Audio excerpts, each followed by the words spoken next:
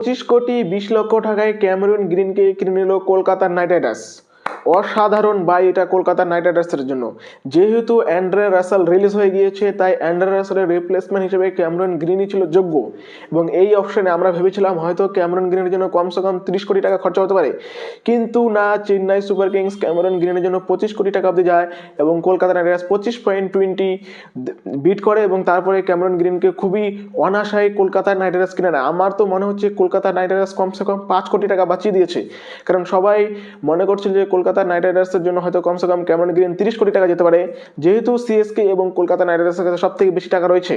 আর সিএসকেও চাচ্ছিল ক্যামেরন গ্রিনকে তাদের দলে, কিন্তু নিতে পারে না। এবং আমাদের হেড কোচ অভিষেক নায়ার একটা দুর্দান্ত কাজ করে দিল। অ্যান্ড্রে রাসেলের রিপ্লেসমেন্ট হিসেবে যোগ্য ব্যক্তি সেটা হচ্ছে ক্যামেরন গ্রিন, যে কিনা কলকাতা টিমে চলে এসেছে। এবার কলকাতা টিমের মিডল অর্ডারটাও অনেকটা মজবুত হয়ে যাবে, প্লাস যেহেতু একজন বোলিং অলরাউন্ডার চলে আসবে, ফাস্ট বোলিং অলরাউন্ডার, তাই মিডল অর্ডারে বোলিংও করতে পারবে।